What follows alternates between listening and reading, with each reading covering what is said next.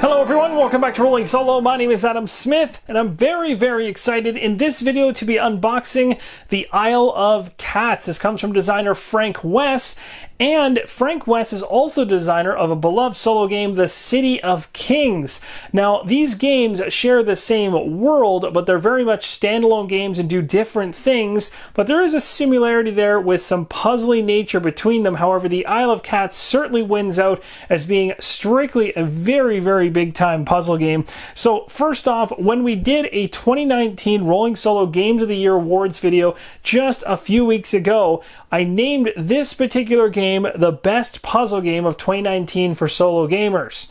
It definitely deserves that. Now, you're probably also wondering, how are you doing an unboxing at current time when you just gave an award for this? Do you have a time machine? No, I do not. I wish I did, though. But I actually went ahead and played a completely different copy not owned by me and was able to play it multiple times to the point of knowing for sure, without a shadow of a doubt, that that was the best puzzle game of 2019.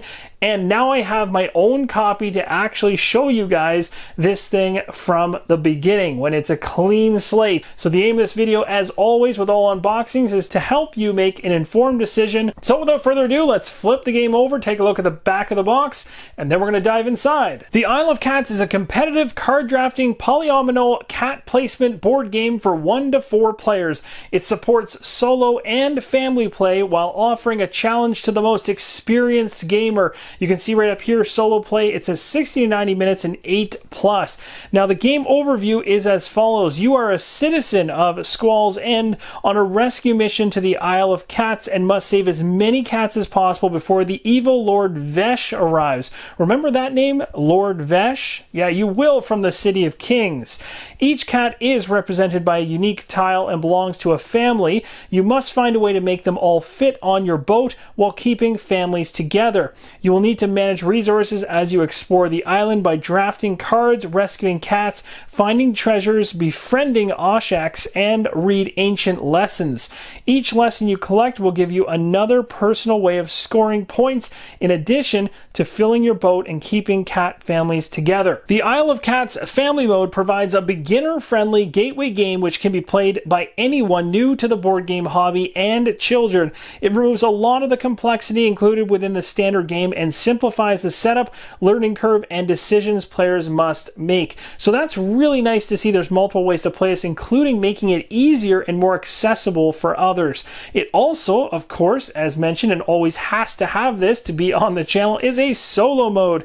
The Isle of Cats solo mode has been designed to provide players with a similar experience to the multiplayer game. You won't be competing to get the best score possible, but instead you will be faced against your sister. The first things you're going to find when you open up the box is the rulebook as well as a reference sheet for the family rules. Both of these are important depending on how you want to play. We're going to go ahead and take a look at the rulebook first. I'll flip it over. We've got a total of 24 pages. The FAQ is on the back. We'll flip this back over and I'll show you the first couple pages to give you an idea as to how this looks inside. So first off, we've got the introduction on the far top left. We've got gameplay section here as well. Importantly, how to win, because that really does matter.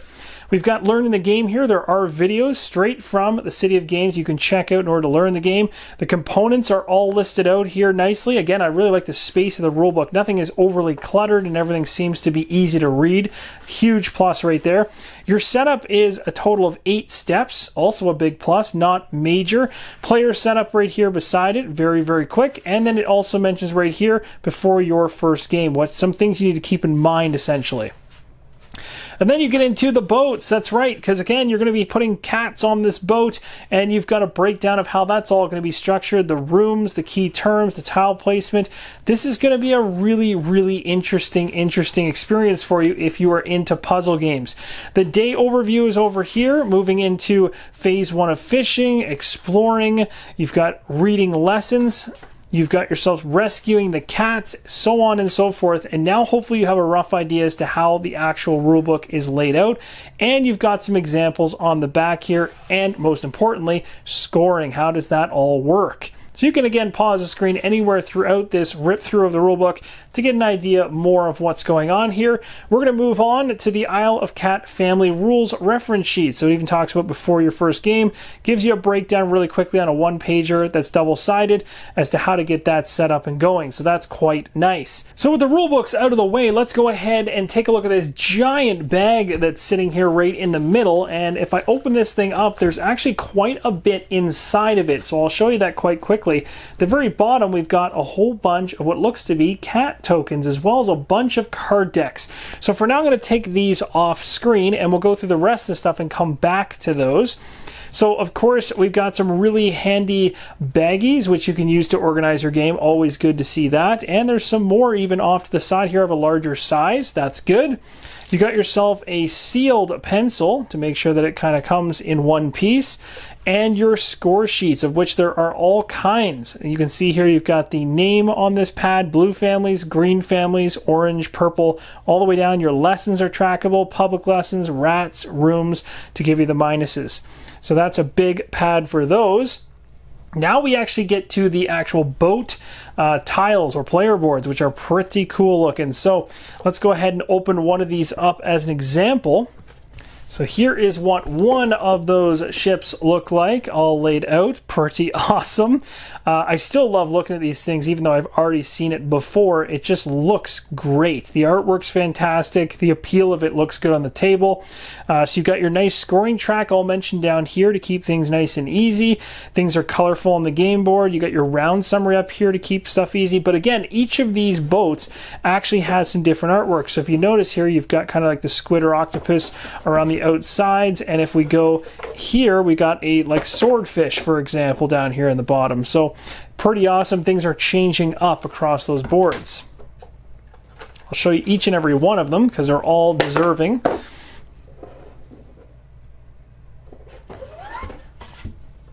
And there are 4 of them because, again, you can play this 4-player. Now we get to take a look at some of the most interesting artwork in the entire game, and that is the cats themselves across all the different families. It's also really cool to note that, again, these are kind of like Tetris-style pieces, and you'll notice the cats are basically stretching out to fill up the voids of whatever puzzle piece they're inside of, and I thought that was really creative and cool looking. Of course, it looks even better when it's on the table, so we'll go through each of these sheets one at a time, and you'll be able to see the differences between the cat families in their look as well. Now, the other thing you might notice is that as I go through each of these sheets, some of them might actually pop out. That's because these are cut very, very well. So they're ready to punch out almost instantly. You can see I barely even touch that, and it wants to just come right out of the sheet. Probably will happen multiple times as I go through these. You'll see there's also different shades for each family. That also helps to keep things organized for yourself, so that you don't have to look at the differences of the cat's features in order to figure out which ones are part of which family. You can simply look color-wise, and that will help you out. But again, how they're actually kind of filling up the space of their piece is the coolest part and looks awesome. So let's go through the rest of these, and then we're going to get to the final boards as well.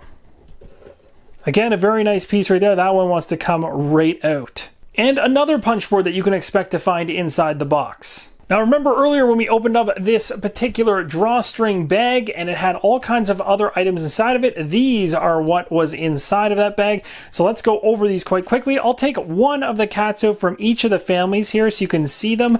And again, there's a whole bunch for each of the families. Here's an up-close look at the wooden cats for each of the families. There are 6 for each. There's also a wooden token in the game that represents Vesh's boat. So we'll start things off with the first deck of cards here. So first off, we're seeing a type of cat here, and there's a handful of cards for those. So we'll just go through them quite quickly.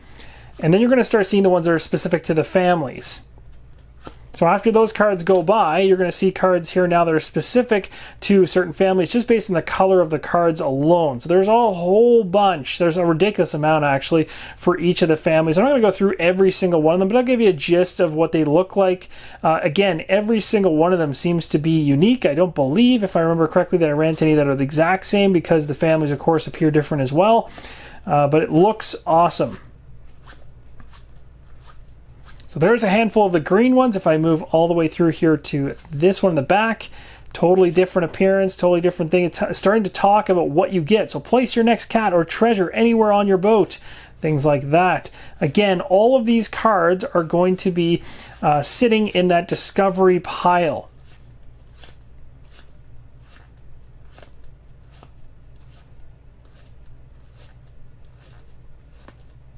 So that should be a good example of what you can expect. Now, if I flip these over to the back side, you're going to see that all those cards are discovery cards. They all have that light blue backing. And these are the remaining of those discovery cards, of which there's a little bit more to go through. These ones are yellow, so I'll show you what these ones look like.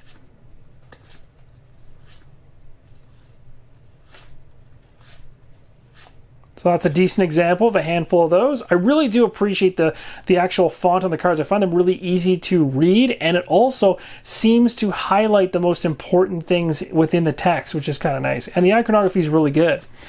So here's the last of the discovery cards. There's just so much variation in these things. It's crazy. And there's a whole bunch of them. And that does it for that deck. The last deck of card has the reference cards inside of it. So the map reference on one side, flipping it over, you've got the cat references on the other. Of course, there's 4 of them because 4 people can play. Then we get into the solo cards. That's right. So all kinds of cards for solo. We got the advanced solo lessons. There's 9 of them here. We'll flip them over and take a look in a second. And then we've got the regular solo lesson cards, of which there are 10 of those, and we'll go through all those as well. And then we have what's called the solo basket cards, and we'll go through those. There should be 23 of those, so all the way through. There's a whole bunch of them. Then we get to the family cards. Now the family card deck is 18 cards in total. We'll go through these cards quite quickly, but again, if you want to get a person into the game, low barrier of entry and removing a lot of the rules, as I mentioned earlier on, this is the way to play the game. But for those of you here for the solo side of things, the family option's not going to really appeal to you unless you're planning on playing it solo as well with your family. And being that I now have new entry to my family, and over time, this could become a family game for us. So here's the solo basket cards. We'll flip them over. As I mentioned, 23 cards in this particular deck here. So we've got mentions of different colors. We've got interesting, and I always do love the titles up top as well. The iconography is very clear. It's very easy to read these cards. It's another thing to mention too when playing the game. It's not going to be difficult. So that's a decent example of what those particular cards look like. Next up, we'll take a look at the solo lesson cards, of which there are 10. So these are worth taking a look at. Look at that. Look at all the font in that. Again, as I mentioned earlier, I really like how they highlight certain things within the words. Don't know if it's completely random or on purpose, but I like it. Gives it a good style. And then you've got the advanced solo lesson cards. Flipping them over.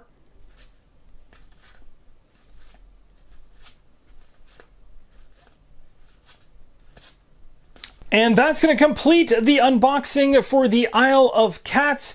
Thank you guys so much for watching. Really hope this helps you make an informed decision based on the components you've seen inside the box. Let me know in the comments below if you have any questions as well. The community here will also be able to answer a lot of those questions for you too, as they are phenomenal. Thanks again for watching, and as always, keep on rolling solo.